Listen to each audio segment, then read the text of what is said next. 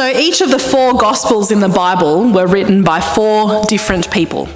And as such, they have 4 quite different styles. So the writer of Matthew is a historian.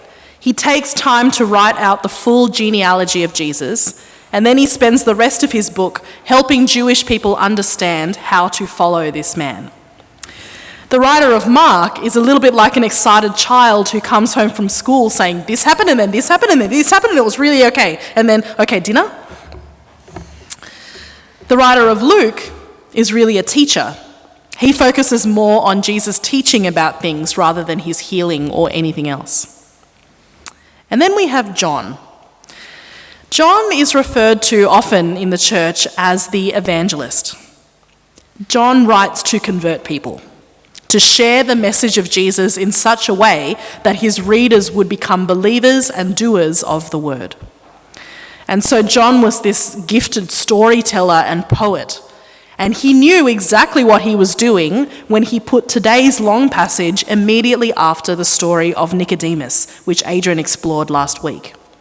Nicodemus and the Samaritan woman's situation could not be any more different.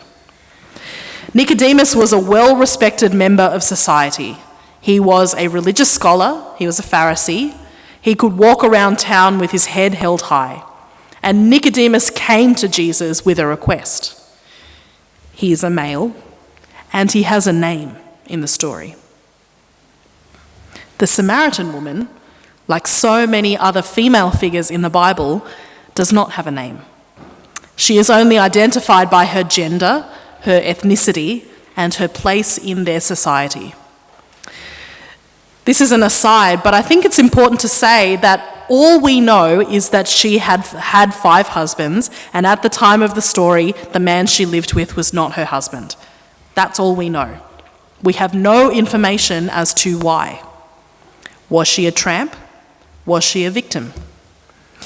It is much more likely that the latter is true than the former. It is much more likely that this woman was a teen bride who was widowed and passed along through a line of her elderly husband's elderly brothers. Or maybe she was divorced because she was infertile. The least likely thing is that she was some woman who lured men into her trap, killed them after a year of marriage, and just kept getting away with it. And yet this Samaritan woman at the well has been characterised as a whore throughout our history. It's this thing that the church seems to do with women. They are either virgins or whores. And since the Gospels already has Jesus' mother, the virgin, that virgin role has been cast. And so all the other women in the stories must be whores. And I'm sick of it. In my reading for today, I came across the American, quite conservative preacher John Piper's treatment of this woman, which I think is pretty characteristic. So in his sermon on this passage, Piper says that the woman in the well is a worldly, sensually minded, unspiritual harlot from Samaria, which I think says more about John Piper than the woman. Anyway, I don't know about you, but if I went the rest of my life without hearing another woman-hating interpretation of a Bible story, I still would have heard too many. But apart from this woman's gender, her ethnicity also makes her less than in this story. Samaritans at that time were in opposition to Jews. They weren't just different cultural groups, they hated each other. And there are a number of reasons for this, and some of it might have had to do with the things that happened during the time of exile, because Samaritans decided it was okay to intermarry, and they were no longer a pure race, and racial purity was really revered by the Jews. They also worshipped in different ways than the Jews, as we hear in the passage. The other thing we know right off about this Samaritan woman is that she is an outcast even from the other women in the area. No one liked her. See, gathering water at the well was one of the big jobs for women. It still is in many parts of the world. While men had much more important things to do, like discussing politics in the city square or generally keeping power and privilege to themselves, women travelled together with their jars to gather water for cooking and cleaning and drinking for their family. And they would generally go when the weather was kindest, usually in the early evening when the heat was not so great. But this woman is travelling at noon, right in the hottest part of the day. And she does not come in order to seek Jesus. He comes to seek something from her. So she's kind of the opposite of Nicodemus. And she is so special in John's story. This is the longest recorded conversation that Jesus has with anybody. And it is with someone who is from the wrong gender, from the wrong place, and has lived the wrong life. That, in a nutshell, is why I love Jesus. I especially love Jesus when he exposes his deep humanity. He was out in the hot sun, he was travelling by foot, he had no provisions, he was just a thirsty man. He needed a drink, but he didn't even have a cup to draw water from a well. And so this Samaritan person, walks up with a jar and he asks for a drink. He didn't care that the person was a woman who didn't have any friends. He didn't care that she was Samaritan. Even after she acknowledged that she was a Samaritan, Jesus kept the conversation going. And so this story not only shows Jesus' humanity, he was just a thirsty man, but his full divinity as well. I can imagine how the woman might have reacted when Jesus asked her for a drink. I imagine that she was pretty hard-skinned. She was probably used to people either making fun of her or guys yelling catcalls as she walked the road alone, or she was largely ignored. And so she was probably a woman who had her defences up. She wasn't going to take any crap from this guy at the well. She wasn't stupid. And so she talked back to Jesus. She talked back to a Jewish man. And he had mercy. As soon as he offered her this living water, she softened. There was a spring nearby, which I guess is one definition of living water, that she wouldn't have to go to the well within the village anymore, which would be great news for her. But Jesus wasn't talking about a literal well. He was using a play on words, which is annoyingly common for Jesus in John's Gospel. And then Jesus gets personal. He starts in on the woman's love life. She had really come to trust that this guy would have the stuff that would quench her thirst, and now he was asking about her 5 husbands. I don't think that this is Jesus avoiding the subject. This is Jesus cutting through the bull. But he's not judgmental. He just knows that she has had several husbands and now lives with someone else. And as I said, we don't know why. The woman could have loved and lost so many times. Her heart could have been continuously broken. Or there could be another reason entirely. But it doesn't matter. It obviously didn't matter to John, or else he definitely would have included it because he's such a verbose storyteller and he includes these random details anyway. So that detail didn't seem to matter to the writer of John. But more importantly than that, it didn't matter to Jesus. He just knew about her story. He knew her history, he knew her soul, he knew her deepest wounds, and he had mercy. Of course, she was taken aback again. Jesus was not just this random thirsty man. He was a prophet. He saw into her without her telling him anything about her. Great, cool. So of course she engages him in a theological discussion. Jesus couldn't just say things about her past and get away with it. She needed to talk to him about, worship styles and sacraments and that kind of thing. When I was younger and in a youth group in Canberra, my youth minister, who was an ordained minister, was a young single woman.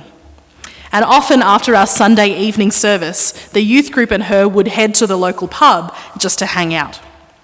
And I remember numerous times when my youth minister would go up to the bar to order drinks for us and for guys to approach her with a, "How you going?" And she was always a very polite woman, so she said, "Fine, how are you?" And the conversation went for a little while. And then the guy would ask, "So what do you do?" And she never lied. She always said, "I'm a minister." Most of the time, either the guy would fake a phone call and leave, or he would hit her up with a deep theological question like, why do bad things happen to good people? Or what's the deal with the gays? Or is it okay that I'm spiritual but not religious? Anyway, one cannot say churchy things and expect to evade churchy conversations. Especially not this Jesus, especially not this prophet. So Jesus and the woman keep talking with each other. And in the process, Jesus comes up with these rich, golden theological statements. And in that time, the woman recognizes that this is a very special person who is saying things that she'd never heard before. And so she wonders, is this the one? Is this the Messiah that we've been dreaming and talking about? And Jesus says, I am. I am are the words that God spoke to Moses through the burning bush. So this outcast woman has just had an encounter with God, with a non-judgmental, non-threatening, non-arrogant divine. What a beautiful story. It's funny when we recognise that without all the supposedly hoary women of the Bible, our church would not exist. When Mary saw the resurrected Jesus, which is a reading we hear on Easter Sunday, she ran to the disciples screaming, I have seen the Lord, and without those 5 words, the church would not have happened. Similarly, this Samaritan woman had encountered the Lord, and she couldn't help but go and tell other people. This lonesome woman confronted all those powerful men, all comfortable in the square, and the women who didn't allow her to be part of their inner circle, and she sounded the call. Come and see, she said. She didn't demand that they take her word for it. They just heard her voice as she spoke the word. She witnessed out of her personal experience, her questions as well, and her possible belief, her fledging belief. She did not preach a theologically rich sermon. She just spoke her faith. There's a really great preacher in the States, Fred Craddock, and he says this: the Samaritan woman is a witness, but not a likely witness, and not even a thorough witness. A man who told me all that I ever did is not exactly a recitation of the Apostles' Creed. She is not even a convinced witness. Can this be the Christ? Literally translates, this cannot be the Christ, can it? And even so, her witness is enough. Her witness is invitational. Come and see. It's not judgmental. It is within the range permitted by her own experience. It is honest with its own uncertainty. And it is for everyone who might hear her. How refreshing. Her evangelism avoids triumphalism, hawking someone else's conclusions, providing packaged answers to unasked questions, or thinly veiled ultimatums and threats of hell, or assumptions of certainty on deep theological matters. She does convey, however, her willingness to let her hearers arrive at their own affirmations about Jesus, which they do at the end of the story. This is indeed the Saviour of the world. Friends, I want you to see this woman as a brilliant example of a faith during this season of Lent. It's a faith that does not have all the answers. It is a faith that doubts. It is a faith that arises from brokenness and pain. And still, it is a faith that is public. Evangelism is not as scary as we make it out to be. Evangelism can be as simple as a conversation with those around us who are disillusioned by the institutional church, or who are hurt by the church's rejection of them, or who are just ignorant about who Jesus is, about why we believe. Evangelism, at its core, is saying, come and see. Amen.